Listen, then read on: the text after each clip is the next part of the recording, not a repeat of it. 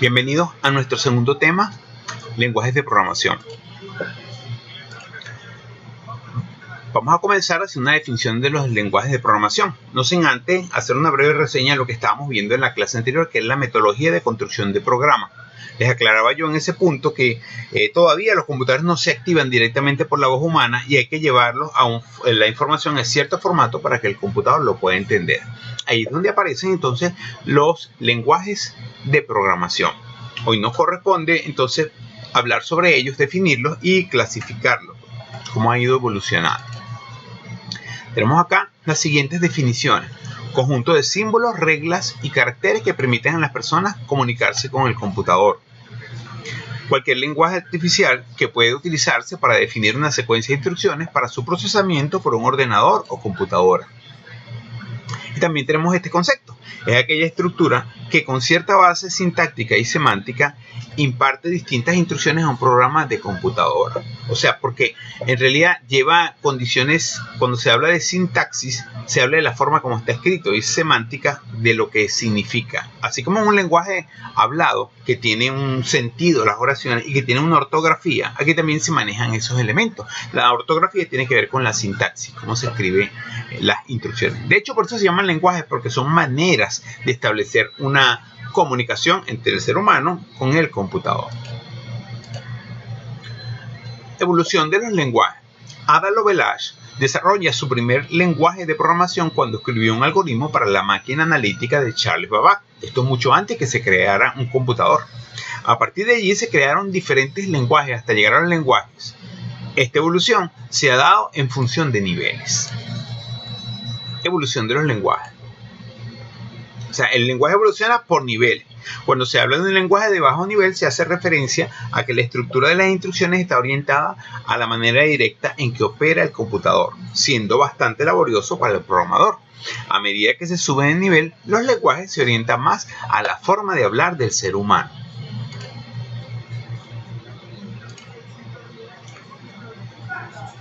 De esta forma, el lenguaje de más alto nivel es el lenguaje natural, que usan las personas para comunicarse, y la tendencia de los lenguajes es subir de nivel para llegar a punto de que los computadores se operen por la voz humana. Es decir, los primeros lenguajes estaban pensados en función de la máquina, como la máquina habla, y para el programador era muy trabajoso. La idea es hacer programas que cada día se parezcan más a la forma que yo hablo, que yo no necesite hacer un código, sino que solo hable con el computador y él entienda las instrucciones. En la medida que el lenguaje le facilite la función al programador, es más alto nivel. En la medida que se parezca más a cómo trabaja la máquina, estamos hablando de bajo nivel. Esto nos permite establecer 4 etapas. Lo que es el lenguaje de máquina o lenguaje de bajo nivel, el lenguaje de ensamble, el lenguaje de alto nivel y los lenguajes de cuarta generación, Fourth Generation Language. Vamos a hablar de cada uno de ellos y comenzamos por el lenguaje de máquina. El lenguaje de máquina o código de máquina es el sistema de códigos directamente interpretable por un circuito microprogramable. El único que entiende directamente al computador, y en base a él se forman los demás lenguajes. Está compuesto por un conjunto de instrucciones que determinan las acciones a ser tomadas por la máquina. Un programa es una cadena de esas instrucciones, más un conjunto de datos sobre el cual se trabaja. Son normalmente ejecutadas en secuencia, o sea, una detrás de otra, con eventuales cambios de flujo causados por el propio programa. Está basado en la representación de código de máquina binario, es decir, ceros y unos. El lenguaje de máquina es el lenguaje de ceros y unos, el que entiende directamente el computador. Cada instrucción tiene 2 elementos: código de operación, que es la acción que se va a realizar, que si voy a sumar, voy a leer, voy a guardar, voy a preguntar, y el operando, que es la ubicación en la memoria donde esté ese dato que yo voy a utilizar. Tenemos código de operación y operando. La construcción de programas implicaba el manejo y cálculo de ubicaciones de memoria. Tú vas a meter una instrucción, tenés que decir: esta instrucción está aquí, y vas a calcular dónde te vas a mover de una instrucción a otra, tenés que calcular cuántos bytes de memoria había entre una y otra para poder hacer ese movimiento. Una instrucción podría ser esta secuencia de ceros y unos, que en realidad para nosotros como humanos no significa mayor cosa, pero para el computador o para ciertos computadores tendría una interpretación. Estos elementos son, entonces, un conjunto de ceros y unos es el código de operación y otro es el operando. Pero recuerden que eso variaba inclusive dependiendo de la máquina. Limitaciones. Dice, la programación era lenta, costosa y tediosa. Por estas características que ven, bueno, no era fácil hacer un programa. Además de que dependía de la máquina utilizada. O sea, yo hacía un programa para una máquina en particular. No me servía para cualquier otra máquina. Había dificultad para modificar los programas. O sea, esa complejidad nos ponía en la situación de que yo quiero cambiar algo. No sabíamos porque el programa era una secuencia de 0 y 1. ¿Cómo saber dónde cambiarlo? Y básicamente se requieren varias instrucciones de máquina para realizar una operación sencilla. O sea, si yo voy a multiplicar dos números y guardarlos en otro, hoy en día en un lenguaje de programación es una sola instrucción, pero en un lenguaje de máquina habría que hacer una operación para multiplicar, otra operación para guardar, o sea que es más tedioso, más trabajoso porque son muchas instrucciones, todo se hacía, digamos, como en detalle. Esto podría haber sido un programa puro código binario y no sabemos exactamente qué dice porque no hay una interpretación directa a la forma como el humano se comunica. En función de estas condiciones se buscó ir mejorando el lenguaje y aparecieron más o menos en la década de los 50 el lenguaje de ensamble. Dice que es el primer intento de sustituir el lenguaje de máquina por otro más similar a los utilizados por las personas. Él utiliza códigos mnemónicos y direcciones simbólicas. Y voy a aclarar un poquito esto. Dice, este intenta de flexibilizar la representación de los diferentes campos. Esa flexibilidad se consigue no escribiendo los campos en binario y aproximando la escritura al lenguaje. O sea que los campos, en vez de llamarlos 0001, yo le voy a poner un nombre, precio, monto, valor. Se llaman direcciones simbólicas. Entonces el programa era un poco más sencillo. O mucho más sencillo. Ahora la instrucción tenía 3 elementos. Aquí ya tenían 2, código de operación y operando. Aquí agregamos la etiqueta. Etiqueta, código de operación y operando. Y empezamos por definir lo que es la etiqueta. La etiqueta es un numerito, una formulita, un nombre que identifica cada instrucción y diferencia una de la otra. Podrían ser algunas como esta, número 1, número 2, inicio. Recuerden que en el lenguaje de máquina no existía esto de las etiquetas. Tú si te querías ir a un lugar en particular de programa, tenés que saber la dirección de memoria o calcular para que el programa se desplazara hasta donde estaba ese dato. En cambio, aquí le ponías un nombre y tú podías ir a donde está ese nombre. Ese nombre es la etiqueta. El otro elemento es el código de operación opcode. Representan la acción a realizar sobre el dato en cuestión. Eran mnemónicos, es decir, fáciles de recordar. Recuerden que todas las palabras que comiencen por mnemo tienen que ver por la memoria. O sea, para este fin, algunas firmas de computadoras crearon sus propios códigos que estaban construidos por letras o abreviaturas de la acción que se iba a realizar. Como un ejemplo muy utilizado se muestra el estándar que manejó la IBM para algunas máquinas. Utilizaba lo que es letras que están en azul como código. O sea, A para adición, S sustracción, M multiplicación. Entonces, la gente tenía que aprenderse esto y no estas cosas, no un conjunto de ceros y unos. Por ejemplo, claro, recuerden que era en base al inglés. Por ejemplo, para almacenar, que viene de la palabra store, era ST. Pero cualquiera que hable inglés es más fácil asociar ST con almacenar que colocar, por ejemplo, 11011. Entonces, por eso esos códigos de operación eran mnemónicos. Y las direcciones eran simbólicas, es decir, cada dato en memoria se le asignaba un nombre a juicio del programador. Empezamos a manejar lo que son las variables. Esto es el precio, esto es el valor, esto es el descuento. Y le poníamos esos mismos nombres, no secuencias de ceros y unos. El uso de referencias simbólicas es una característica clave en el lenguaje ensamblador, evitándose tediosos cálculos y actualizaciones manuales de direcciones después de cada modificación de programa. Porque tú no tenías que decirle las direcciones donde estaban los datos, tenías que decirle el nombre. El mismo programa se iba a encargar de buscar esa dirección formada por ceros y unos.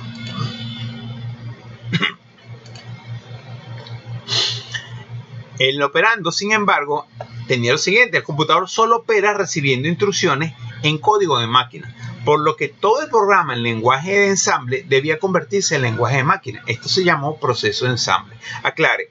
Claro, cuando les dije que el lenguaje de máquina, en él trabajan todos los computadores. O sea, cualquier lenguaje de ensamble, el más moderno, Python, C, PL1, COBOL, Java, todos ellos al final van al lenguaje de máquina porque el computador trabaja en lenguaje de máquina. Lo que pasa es que al principio se programaba en lenguaje de máquina, era muy complejo. Hoy en día los lenguajes tienen características más fáciles para el ser humano, pero igual hay que pasarlos en un proceso en que se convierta en lenguaje de máquina. En este particular, con el lenguaje de ensamble, este proceso se llamó proceso de ensamble. Y básicamente muestra lo siguiente: yo hago un programa en esos códigos del programa que hablé como lenguaje de ensamble. En un primer paso los paso al computador, al procesador, y ahí está un programa que se llama traductor. ¿Qué hace él? A través de un conjunto de componentes que yo voy a explicar, de tablas, convierte todo eso a ceros y unos. Y ese es el programa en lenguaje de máquina. Ese sí lo entiende el computador. Este se mete directamente al computador otra vez para que los procese y genere la salida y ya me dé los resultados. O sea que hay que pasarlo por el computador 2 veces. También lo vamos a explicar próximamente. ¿Cómo funciona ese proceso, el proceso de ensamble? Primero se ingresa en el computador el programa elaborado en lenguaje de ensamble. Ese lo llamé programa fuente y en el gráfico es el punto 1. Agarro mi programa ya en ese código de ensamble, ok, lo meto en el computador. Este es recibido por un programa que se llama traductor, que se encarga de convertirlo al lenguaje de máquina. Esto lo hace con unas tablas que contienen las instrucciones y los códigos de máquinas correspondientes. Por ejemplo, la A, que es suma, él tiene guardada una tableta que dice A y al lado tiene 1100. Entonces el programa va a buscar la A y lo va a convertir ahora en 1100. Para cada instrucción, él tiene sus códigos correspondientes. Y también unas tablas que contienen las distintas variables y se va cargando con las direcciones de memoria. Yo creo la variable monto, y bueno, la variable monto está en la dirección 110. Cuando él vaya a referirse otra vez a monto, él va a esa tabla y va a buscar la dirección que es 110, y entonces no tiene que estarla calculando, sino que la va a buscar porque ya las tiene todas en una tabla y el proceso es más sencillo. Entonces, él hace toda esa traducción, el traductor, pues, y genera un programa. Este programa, generado en lenguaje de máquina, se llama programa objeto. Como el programa compilado hoy en día, pero en ese momento no existían compiladores. Entonces, el programa objeto simplemente revisado. Pero ya está en lenguaje de máquina y puede ser ejecutado directamente en computador las veces que yo quiera sin necesidad de volverlo a convertir, porque ya está en código de máquina. Es un proceso que se hace una sola vez. En este momento es que se habla de que el programa es ejecutado o procesado, como llaman correrlo, pues. Es decir, ahí es donde él se hacen las acciones, decía, lee los datos, hace los cálculos, muestra los resultados en la pantalla y todo lo que yo quería. Finalmente, entonces, se generan las salidas, pues, según las condiciones que yo pedí, que si era en archivo, que si era en papel o pantalla. Entonces, con estos pasos se realiza el proceso de ensamble. Primero revisamos el código, lo convertimos al código de máquina, después que está el código de máquina, el computador lo analiza y ya lo puede ejecutar. Ahora, se habla que este es un proceso de 2 pasadas. Porque el programa se introduce 2 veces al procesador. O sea, primero meto el programa fuente para que lo traduzca y cree el programa objeto. Y luego el programa objeto lo paso otra vez por el computador para ejecutarlo, para que produzca la salida, como lo ven aquí. La diferencia entre cómo se venía haciendo el proceso y a cómo se hace ahora, en el lenguaje de máquina, el programador tenía que hacer su secuencia de ceros y unos, calcular las direcciones, todos los ceros y unos, y todo. Eso era un trabajo demasiado complejo. Hoy en día, o posteriormente cuando aparece el lenguaje de ensamble, ese trabajo ya lo hace el computador, porque la persona hace su programa en lenguaje de ensamble, el traductor se encarga de convertirlos en ceros y unos, y después que está en ceros y unos lo podemos ejecutar las veces que queramos. O sea, en el proceso anterior esto lo hacía el computador y la persona tenía que generar todo esto que está arriba. Ahora con el lenguaje de ensamble la persona genera todo esto y le da al computador para que ejecute las veces que quiera. Aquí están las 2 pasadas, primero para traducirlo y después para ejecutar el programa. Ahora, ventajas que tenía respecto al lenguaje de máquina. Donde la programación es más rápida, como ven con esos códigos, es mucho más cómodo. Es más flexible de modificarlo, se cometen menos errores, es más fácil localizarlo. O sea, es más fácil entender una instrucción que diga lo que está aquí, que es número 1, ST monto, para almacenar monto. Fíjate que ST significa almacenar y monto es mi variable. Que entender que 001100 está, en lenguaje de máquina realiza lo mismo. Tú ves un programa de puros ceros y unos, es muy difícil de entenderlo. Claro, tenía sus limitaciones el lenguaje de ensamble, porque la programación todavía sigue siendo lenta y dependía de la máquina utilizada. ¿Cómo es eso? Aunque la velocidad mejoró, todavía es lenta la programación. Y si tú programaste para la máquina A, no era que te llevas ese programa para otra máquina, porque los códigos eran según la máquina. Máquina distinta, programa distinto. En fin, principalmente se requieren varias instrucciones de ensamble para realizar una operación sencilla. O sea, igual los programas tenían muchas instrucciones, porque en realidad una instrucción de ensamble es lo mismo que una instrucción de máquina. Entonces, igual todo eran muchas instrucciones. Había que buscar una manera de ahorrar el número de instrucciones y ahí es donde surge esta nueva filosofía de trabajo que es la que nos compete a nosotros, los lenguajes de alto nivel. Una de las principales demandas de los lenguajes era mejorar el tiempo de programación y esto se logra con algo muy importante que se llama las macroinstrucciones. ¿Cómo es esto? Una instrucción en lenguaje de ensamble era igual que una instrucción en lenguaje de máquina. O sea que mi programa en lenguaje de ensamble tenía 20 instrucciones, cuando lo llevaba al lenguaje de máquina eran 20. Ahora, una macroinstrucción equivale a varias instrucciones en lenguaje de máquina. ¿Cómo es esto? Si yo hago mi programa hago 5 macroinstrucciones, las paso por un proceso que las convierte en 30, 40 instrucciones de máquina, pero yo no tengo que hacer tantas instrucciones, yo hago 5 nada más. El computador las convierte en todas las instrucciones de máquina que él requiera. Entonces, esto fue lo que dio pie a los lenguajes de alto nivel, la aparición de las macroinstrucciones. Por ejemplo, yo quiero hacer esto. Yo tengo esta expresión, fíjate. Esto que está aquí es una instrucción en lenguaje C. Es una instrucción que se llama macroinstrucción en lenguaje C, que equivale a sumar número 1 y número 2 y sacarle la mitad, pues calcular el promedio de dos números y guardarlo en X. Los suma, los divide y los guarda en X. Esta instrucción funciona en lenguaje C, que es un lenguaje de alto nivel. Ahora, un equivalente al lenguaje de ensamble sería algo más o menos así. Una instrucción para leer, sumar número 1, sumar número 2, dividir entre 2, almacenar en X. Esto que es una sola, tengo que hacerlo en 4 líneas. Y en lenguaje de máquina serían también 4 líneas, pero una cosa tan extraña como esta, que ustedes ven esto no saben qué significa, ¿verdad? Puros ceros y unos. Entonces, esto permitía hacer programas mucho más cortos y rápidos que las macroinstrucciones. Esto nos da unas características del lenguaje de alto nivel, oye, bien interesante, pues ya la programación es más rápida, es más fácil de entender el programa. De hecho, muchos lenguajes, como los crearon americanos, básicamente las instrucciones eran pequeñas palabras en inglés, ¿ok? Por ejemplo, para escribir, write, para leer, read, que son simplemente en inglés. Facilitan la documentación y el mantenimiento. La documentación es la posibilidad de que yo le ponga explicaciones al programa en distintas partes. Aquí se está haciendo el cálculo de la nómina, aquí estamos agregando el impuesto. Y mantenimiento es cuando yo le voy haciendo cambios al programa en función de que hay nuevas necesidades. Era independiente de la máquina utilizada. Estos programas, si tú los puedes utilizar en cualquier máquina, no importa. No es que ahora como el lenguaje de ensamble que era para una máquina en particular. Más fácil de aprender por las características anteriores. Y utilizaban un programa que se llama compilador o interpretador, que es más o menos lo que hace el traductor. ¿Ok? Los lenguajes de alto nivel utilizan compiladores o interpretadores. Ya vamos a ver la diferencia entre ellos.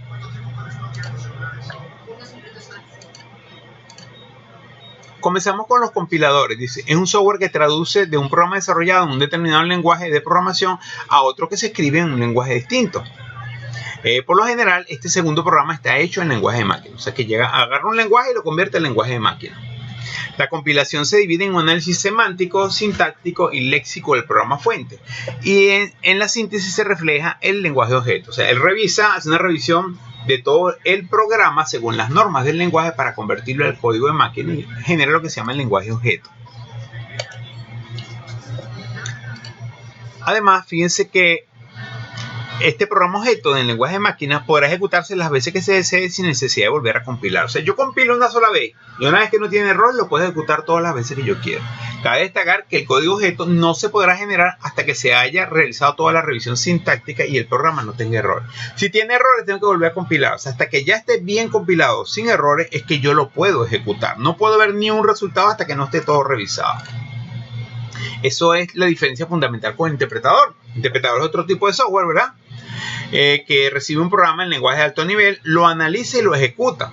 Para analizar el programa completo va traduciendo sentencias de código y ejecutándolas si están bien hasta completar el programa. Es decir, él revisa una instrucción, si está buena la ejecuta y va con la segunda, revisa, si está buena la ejecuta, va ejecutando de una vez. En cambio el compilador primero revisa todo y cuando todo esté bueno es que ejecuta. Si yo tengo 20 instrucciones y un error en la línea 19, hasta que no corrija ese error, yo no voy a ver ningún resultado en un compilador. Pero en un interpretador, yo puedo revisar y ejecutar la instrucción 1, reviso y ejecuto la 2, voy revisando y voy viendo, aunque tenga errores más adelante, y cuando consigue el error es que se va a detener. Esto tiene ventajas y desventajas, fíjense. Los intérpretes informáticos, al contrario de los compiladores, no generan un fichero ejecutable, o sea, el programa objeto, u otro programa equivalente en otro lenguaje. Por lo que cada vez que se ejecute el programa original debe pasar por la fase de análisis. Es decir, yo mi programa, si lo hago con un compilador, yo lo compilé y le corregí todos los errores. Ya después que yo lo vaya a usar, solamente lo ejecuto. En cambio, si es un interpretador, la primera vez yo voy revisando los errores y ejecutando, pero la próxima vez lo voy a ejecutar otra vez y él igualito va a revisar los errores, a pesar de que ya eso está revisado, porque él no guarda un programa revisado, que es lo que se llama programa objeto. Y eso va a incidir un poquito en sus recursos, en su tiempo, en el rendimiento del interpretador. Esto hace que los intérpretes sean más lentos que los compiladores. Desde las fases de análisis y ejecución son independientes, por lo que solo se compila una vez y se ejecuta cuantas veces se quiera. Ventaja del intérprete frente al compilador. Bueno, el programa se puede ejecutar de inmediato sin esperar a ser compilado. O sea, no tienes que revisar todo para ir viendo, como les decía. Puede ser interrumpido con facilidad. Puede ser rápidamente modificado y seguimos ejecutando. Tú vas corrigiendo y vas ejecutando. Resulta muy apropiado durante la fase de desarrollo de un programa, ya que la compilación no permite la ejecución paso a paso del programa y con ello impide la edición, seguimiento y depuración del programa. Para ir depurando, cuando tú estás haciendo el sistema, pues es mejor el compilador. Desventajas del intérprete frente al compilador. Bueno, la ejecución es más lenta, pues cada instrucción debe ser traducida a código de máquina tantas veces como se ejecuta. Cada vez que vas a interpretar, tienes que volver a traducir. No son adecuados en la fase de explotación del programa, o sea, cuando ya lo tienes construido, pues, ya que el proceso de interpretación se ha de repetir cada vez que se ejecute el programa. Mientras que con la compilación, una vez obtenido el programa en lenguaje de máquina, este puede ser ejecutado sin necesidad de compilarlo otra vez. Por lo general, son más costosos los interpretadores que los compiladores. Los programas interpretados suelen ser más lentos que los compilados debido a la necesidad de traducir el programa mientras se ejecuta, pero a cambio son más flexibles como entornos de programación y depuración, lo que se traduce, por ejemplo, en una mayor facilidad para reemplazar partes enteras del programa o añadir módulos completamente nuevos, y permiten ofrecer al programa interpretado un entorno no dependiente de la máquina donde se ejecuta el intérprete, sino el propio intérprete, lo que se conoce como máquina virtual. O sea, tú puedes ir anexando los otros módulos porque ya ellos se van a ir ejecutando en la máquina que tú lo instales. Algunos lenguajes de alto nivel. Bueno, aquí se mencionan algunos: C, COBOL, BASIC, Pascal, PL1, ADA. Nosotros vamos a trabajar con el Turbo C. Y llegamos al último estadio, pues la última clasificación, los lenguajes de cuarta generación. Los lenguajes de cuarta generación son diseñados para reducir el esfuerzo en la programación, además de los tiempos y costos del desarrollo de software. Son entornos de desarrollo de aplicaciones constituidos por un conjunto de herramientas integradas entre las que se encuentran editores, compiladores, sistemas para el acceso a bases de datos, generadores de informes, generadores de pantalla, modo carácter, interfase gráfica, etc. Esto traduce básicamente qué es lo que nos dice. O sea, ellos tienen las mismas características que los lenguajes de alto nivel. O sea, independiente de la máquina, fácil de hacerle mantenimiento, tienen compiladores, interpretadores, con el adicional de que interactúan con sistemas manejadores de base de datos. Aquí incluimos lenguajes como los visuales, como Visual Basic, Visual C, Delphi. En realidad es exactamente lo mismo que el lenguaje de alto nivel, más la posibilidad de manejar base de datos. ¿Por qué? Porque en los lenguajes básicos de alto nivel, tú vas a manejar una tabla o una base de datos, tiene que ser, digamos, unos programitas, como uno llama vulgarmente computación a pies mente, para hacer todo el proceso, pero sí se puede.